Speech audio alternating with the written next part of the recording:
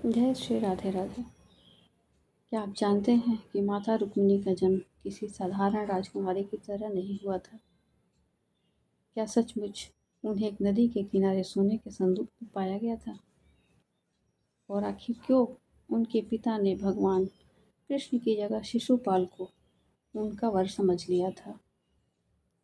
यह कथा केवल एक राजकुमारी की नहीं, बल्कि स्वयं माँ लक्ष्मी के पृथ्वी पर अवतरण की अद्भुत कहानी है। तो आइए जानते हैं माता रुक्मिणी के जन्म की यह रहस्यमयी और चमत्कारी कथा। द्वापर युग की बात है। पृथ्वी पर अधर्म बढ़ रहा था और भगवान विष्णु श्री कृष्ण के रूप में अवतार लेने वाले थे। उसी समय सभी देवता वैकुंठ धाम पहुँचे और माता लक्ष्मी से प्रार्थना करने लगे कि वे भी पृथ्वी पर अवतार लें ताकि भगवान के दिव्य कार्यों में उनका साथ दे सके। माता लक्ष्मी मुस्कुराईं और देवताओं की उन्होंने प्रार्थना स्वीकार कर ली। उधर पृथ्वी पर विदर्भ राज के राजा भीष्म कई वर्षों से तपस्या कर रहे थे। उनकी एक ही प्रबल इच्छा थी, यदि माँ लक्ष्मी मेरी पुत्री बनकर मेरे घर आए तो मेरा जीवन धन्य हो जाए। एक दिन राजा भीष्मक नदी के तट पर भ्रमण कर रहे थे। तभी उनकी दृष्टि एक अद्भुत दृश्य पर पड़ी। नदी की लहरों के बीच एक स्वर्णिम संदूक बहता हुआ उनकी ओर बढ़ रहा था।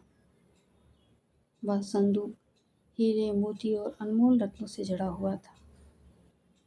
जब राजा ने उस संदूक को खोला तो उनकी आंखें आश्चर्य से फैल गईं।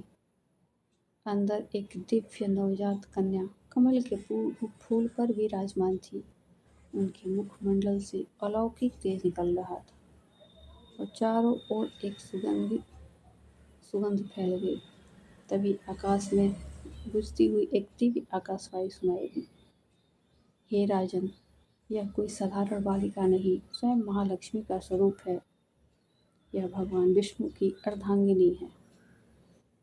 इनका विवाह 4 भुजाओं वाले पुरुष से होगा। इसे अपनी पुत्री की तरह पालन पोषण करना। राजा भीष्म की खुशी का ठिकाना न रहा। उन्होंने उस बालिका का नाम रुक्मिणी रखा। समय बीतता गया। रुक्मिणी जी बड़ी होकर अद्वितीय सौंदर्य, गुण, ज्ञान और भक्ति की प्रतिमूर्ति बन गई। उनकी सुंदरता और कीर्ति दूर दूर तक फैल गई। लेकिन तभी एक बड़ी भूल हो गई।